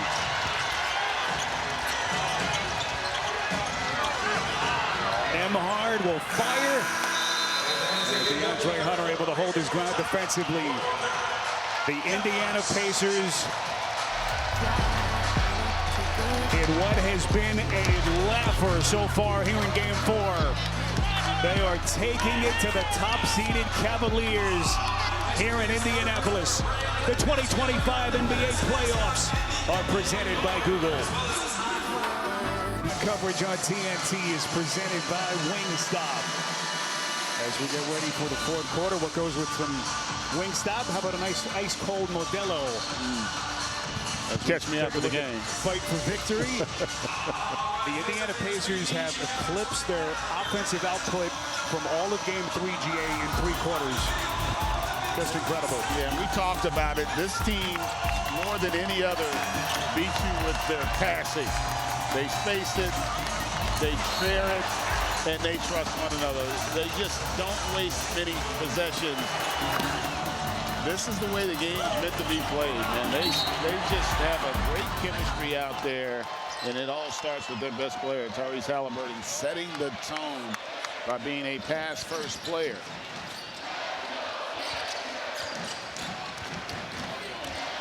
Kenny Atkinson goes a little bit more against the fourth quarter with a driving layup. So 30-point game. Cleveland has been down by as many as 44 points. They were down by 41 at halftime. And what was the biggest halftime lead in Indiana Pacers playoff history, as Javonte Green gets a hand on it. That is something you don't often see. Never a good sign when you're down by more points than you've scored, which was the case in that first half. T.J. McConnell off target from deep. And now what's going to happen if you're Kenny Atkinson is you've got to figure out a way to make sure your guys understand if you're going to travel there. In a 7-game series, after losing that first game at home, you were going to have to win 2 games in Indianapolis. Obviously, you would have preferred to win game 4, but you get another opportunity in game 6. So you've got to take care of your business back in Cleveland. As they continue to put on a show here for the home crowd. And I've been in this situation, Spiro, a few times. And you can't get ahead of yourself. You've just got to be focused on game 5 if you're Cleveland. Somehow get it back here. But they better figure out a way to contain T.J. McConnell, who continues to be a problem. How hard is that psychological hurdle to come back from a game like this, GA, in a 7-game series? For a team that believes you can do it, they're going to get an offensive foul there. If you really believe, in fact, we did against the Pacers. And you can see here, just great ball movement, not known as a shooter, but if you give him that much space, he can knock it down. But again, his ability to get in the paint, that's where he butters his bread. Just 2 feet in the paint, his ability to finish that shot or make the right read on the kick out. He has done it all season long here for the Pacers. And boy, an Indiana crowd that left this building with a bad taste in their mouths after game 3. They have been venomous with the volume and the noise tonight, with 18,000 strong bearing down on Cleveland. Here comes Jalen Tyson taking a little body bump, and he's got 2 free throws forthcoming for the Cavs, as T.J. McConnell is hit with his 3rd personal. It can be a challenge, but this is where you find out what this group is, and this is where leadership becomes so important for the Cavs as well. The guys that run your locker room are going to have to keep this group connected. They're going to play as big a role in this thing as the coaches will. The Cleveland Cavaliers this season, 2nd best record in the league behind only Oklahoma City. Their 64 wins put them at the top of the charts of the East with one of the greatest seasons in franchise history. But they're going to be getting on a plane later tonight and heading home in a position where they're going to have to save their season on Tuesday night. And then you throw in the questionable status of Donovan Mitchell, who left this game with an ankle injury.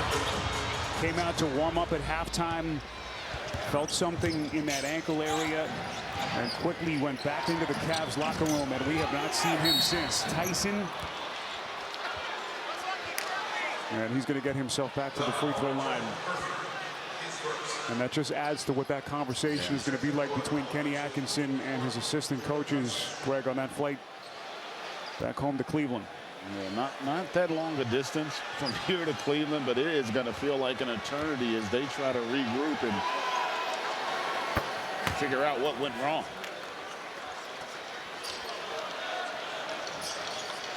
Every time this Indiana Pacers team, how would they respond after what happened the other night? 22-point loss After just a stunning start to this series, Halliburton struggles. Halliburton taking some heat, now talking to the media, Greg, at the end of that game 3. So Shepard to the basket, and they just keep on coming.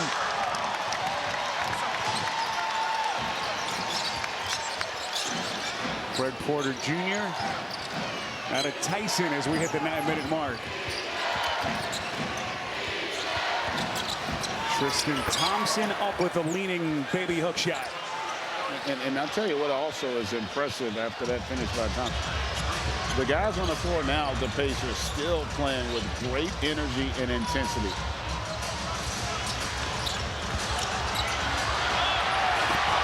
Boy, Thompson. Right at the rim, corner 3, Okoro. And Rick Carlisle's going to take a timeout. Now Cleveland just trying to put anything they can together.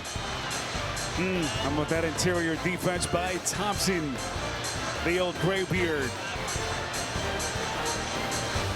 Isaac Okoro with his second triple of the night. Been a lopsided affair in favor of the home team from start to finish, but now as we start to look ahead to game 5 on Tuesday, the question will be the availability of Donovan Mitchell, who was ruled out at halftime. Our cameras captured him attempting to warm up and clearly having some sort of issue. The team ruling him officially doubtful with a left ankle injury. Keep in mind, fellas, Donovan Mitchell missed the last 4 games of the regular season with a left ankle injury. So again, a left ankle injury is what rules him doubtful, and we'll keep our eye on that ankle and find out as much as we can after the game on what his status may or may not be. With about 47 hours from the start of tonight's game to the start of game 5. Over the next day plus, with Kenny Atkinson and his staff quickly trying to put this game behind them and putting all their energy and focus into what will be a save the season night on Tuesday back in Cleveland. Those 5 games that Mitchell missed with the ankle that Jared just mentioned to close the regular season, more from a precautionary approach, wasn't anything serious. 5 of the 11 games that Mitchell missed to injury this season, with Cleveland having that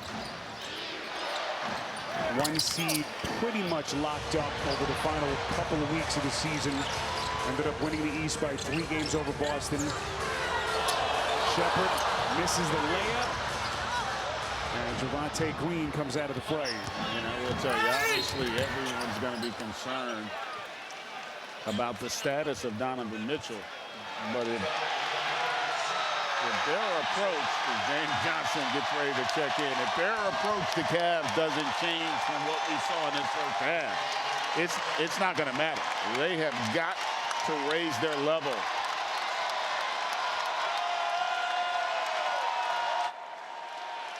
James Johnson's going to check into the game for Indiana. With 7:37 left to play.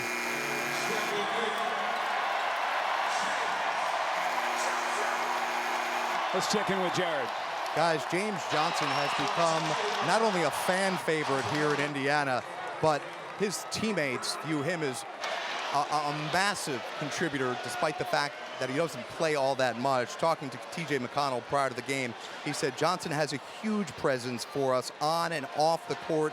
He has been an amazing leader. He said he literally talks to every single person on the roster about everything, and it's not just limited to basketball. TJ referred to James Johnson as his big brother on this roster.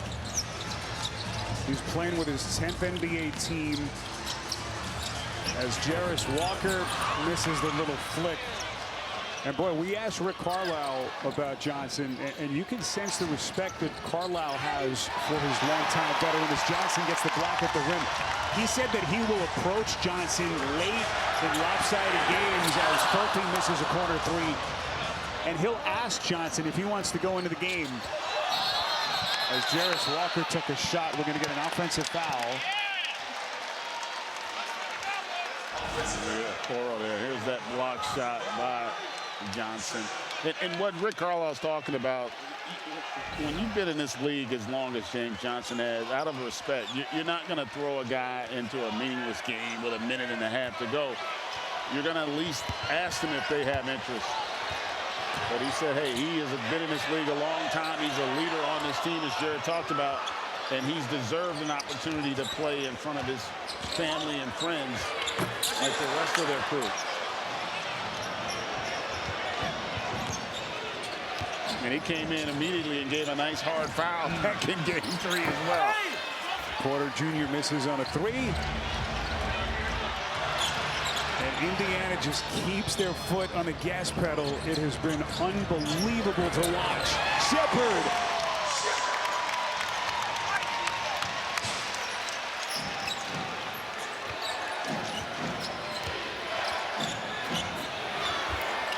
Craig Porter Jr. able to sneak underneath that Indiana defense.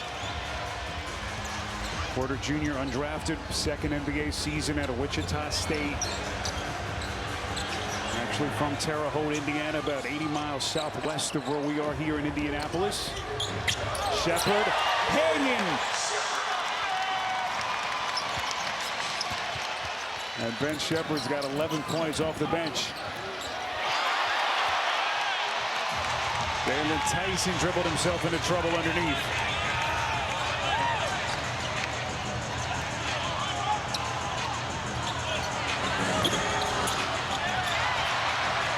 Offensive rebound, Johnny Furphy, and they get a reset to Johnson.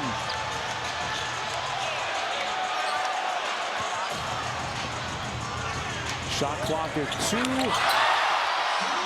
Shepard just banked in a 3 from the corner. They have just got everything going their way here. Javonte Green looked like Furphy had a fistful of jersey of Thompson. And Ben Shepard, doesn't always play a ton, but Rick Carlisle and his coaching staff really high on this young man's potential. Great positional size, shoots it, defends it at a high level.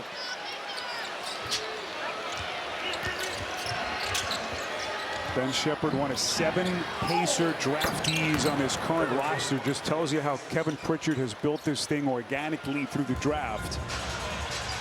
And Spiro, I'm glad you mentioned that too, because that's, you think of the modern NBA, player development is critical. You've got to be able to get guys that fit your style and your system and that can integrate seamlessly. And that's what, when you look at the makeup of this team, that's what they have. A lot of guys comfortable playing the way they play.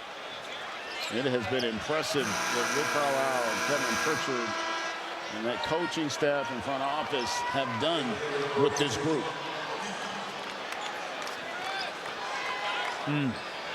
Rick Carlisle always has that look of stoicism on his face, even on a night like tonight.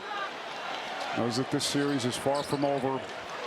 But my goodness, that his Indiana Pacers answer the bell tonight after a 22-point loss on this floor in game 3.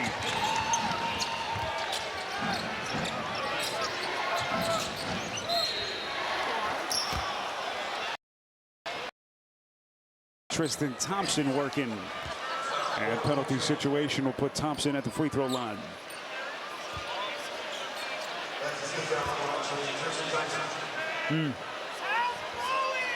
I gotta tell you, sir, I'm really excited to see how this Cavs team's going to respond in game 5. Backs against the wall, incredible regular season.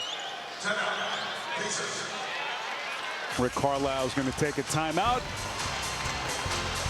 as we're down to 4:24 left in regulation on TNT.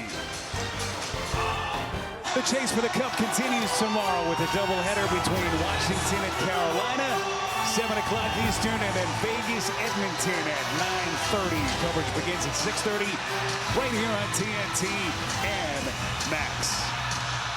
Happy Mother's Day to all the moms out there. Tyrese Halliburton's mom, Brenda, in the house. Miles Turner's mother, Mary, in her seat Happy Mother's Day to all the moms out there. Happy Mother's Day.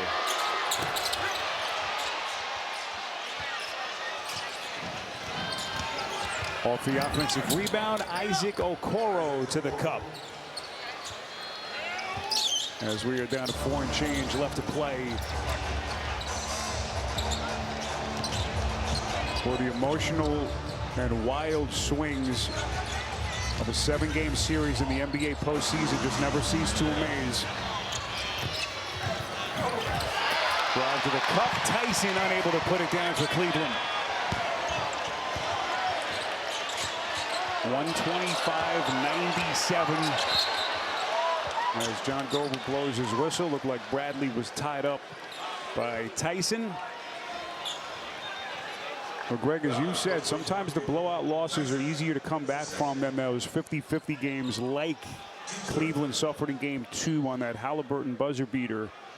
But now you've got the weight of a potential end to the season on Tuesday night for the Cavaliers. That's just to extend the series.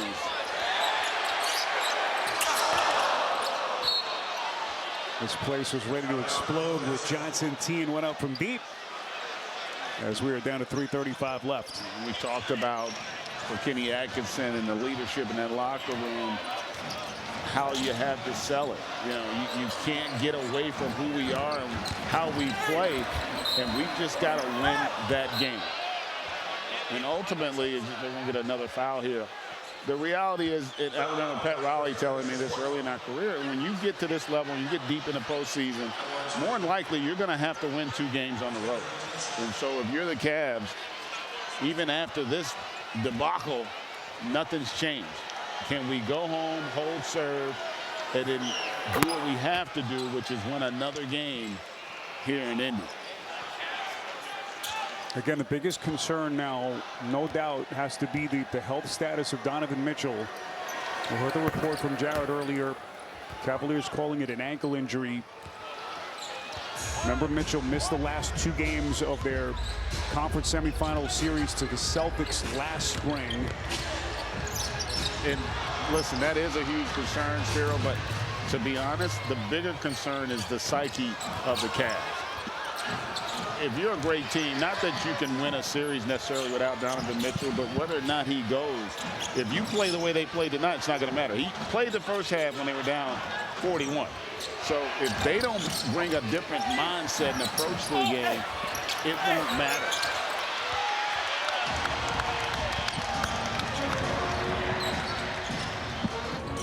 Johnson pulls up and hits.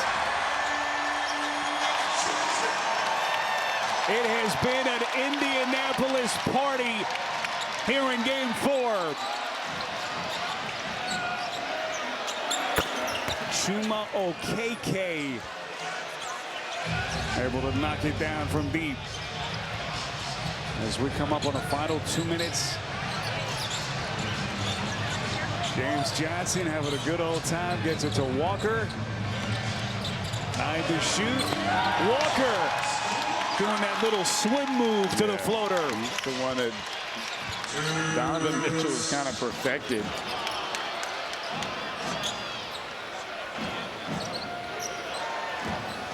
Little give and go action. Thompson back to Porter Jr.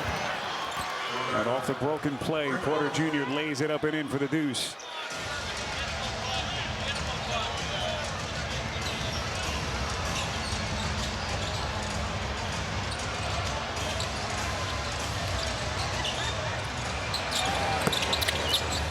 Greg, the other part of this is that, this is a Pacers team that's going to go to Cleveland with all kinds of confidence. They won the first 2 games of the series there. The Halliburton buzzer beater in Game 2.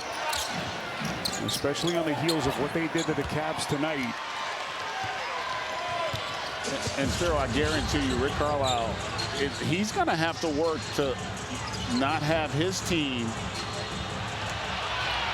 rely on the fact that Okoro off the steal with the finish to go into that game too comfortable and thinking, well, you know what, we can close it out at home, because you don't want to give this Cavs team any confidence, any life.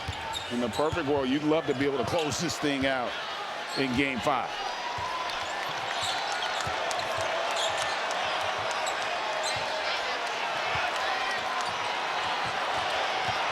Here comes Johnson, backdoor to Bradley. And it's deflected out of bounds by Okoro with 2.8 seconds to shoot. The Indiana Pacers tonight, 37 assists. Most of any team in the postseason this year. They had 25 assists, GA, at halftime. They had any postseason game. It was beautiful to watch them perform in that first half. Nice looking corner stroke that time from Jalen Tyson, the rookie out of Cal.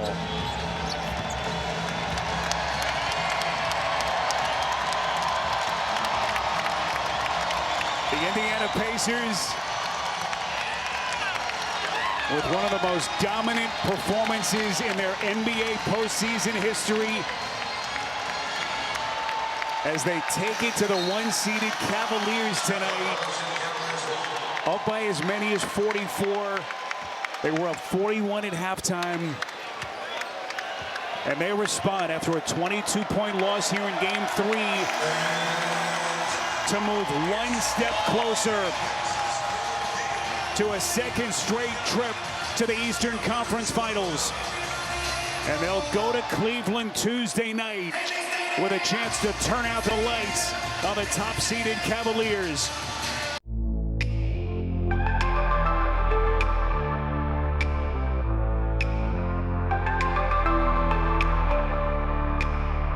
Никогда моей, и ты ничей не будешь. Так вот, что так влекло сквозь бездну грустных лет, сквозь бездну дней пустых, чье бремя не избудешь. Вот почему я твой поклонник и поэт.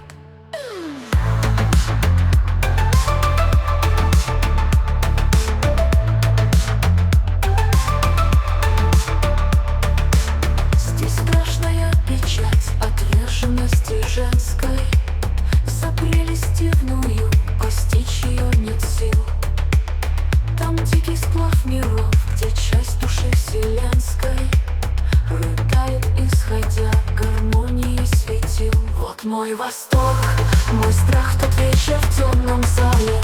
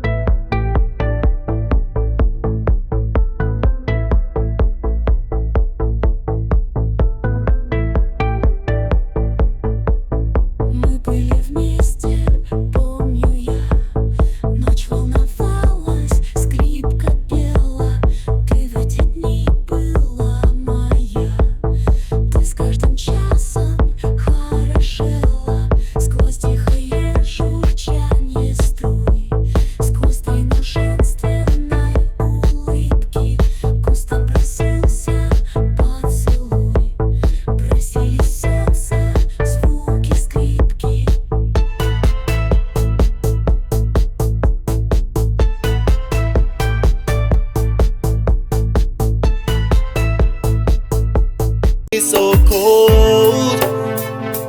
Now I'm wondering how I'm gonna get you back. Hey, nothing about to make it right. Jamila kiyabe mun. Na dawo gida ban ga Jamila ba. Na dawo gida ban ji muryanta ba. Hey, wayo, a neman mun Jamila.